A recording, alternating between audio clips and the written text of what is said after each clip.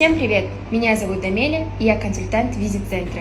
И сегодня расскажу, кто к нам приезжает, с какими трудностями сталкиваются иностранные гости и какие материалы мы предлагаем туристам.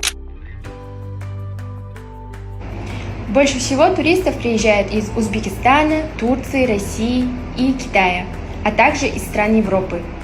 Кроме того, к нам часто приезжают гости из разных уголков Казахстана. Шымкент становится все более популярным направлением. Часто туристы сталкиваются с языковыми трудностями, особенно при нахождении вне центра города. Также бывают вопросы по транспорту. Как вызвать такси, куда сесть на автобус. Мы всегда стараемся помочь, объясняем все подробно и даем нужную информацию.